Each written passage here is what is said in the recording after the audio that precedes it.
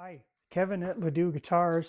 Uh, Today, I'm just drilling some simple dot inlays and fingerboards, and I've got a gimmick that I use to help me control the depth of those drilled holes that I thought I'd share with you. It might be something pretty useful. Um, Before I do any demonstrating, though, I want to show you a couple of bits. You need a brad point bit to drill these with, and I want to show you that this one. Let me back that up with some paper here. Um, this one is going to leave you a conical surface in the hole. And that's going to be harder to gauge depth with. And that's what my demonstration today is really about, is gauging that depth. This is an oversized bit so that you could see that better. I don't know if you can see this one, but I only have the right bit in the couple of sizes that I need here.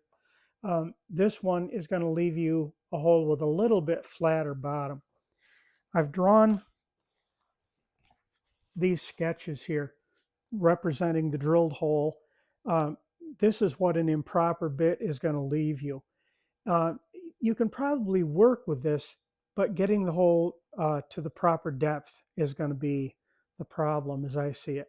And if you have a bit more like this one, leaving a flatter bottom, it's going to be a lot easier to get this thing rigged up. So let's go over to the drill press and I'll show you what I mean.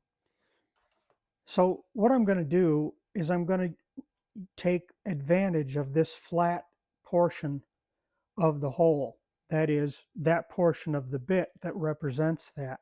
And I'm going to use that for my initial lineup. That's why this is harder to do, if not maybe even impossible.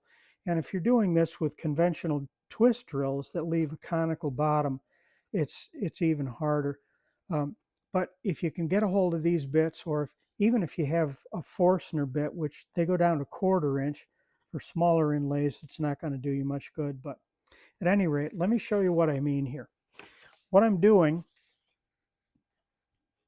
is, and I have already done this, so you're not going to have to watch me fish around and adjust all of this.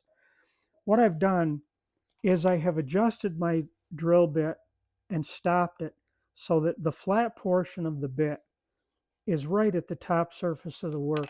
And by getting a light behind it, you can see that just wonderfully. It's really not very difficult. And I've stopped my drill press in order to do it. So what that means is, as soon as I drill down, the incisor portion of the bit is going to cut, the center point is going to cut, but I'm really not going to get any depth beyond that. So my solution to gauging depth was really very simple. Dot inlays are generally 60 thousandths of an inch thick. So I just took a piece of scrap cherry, happens to be, it could be any wood you happen to have, or even you could do this with MDF. Um, and I drum sanded it to 60 thousandths of an inch thick so that now uh, that raises the fingerboard 60 thousandths and I can just drill.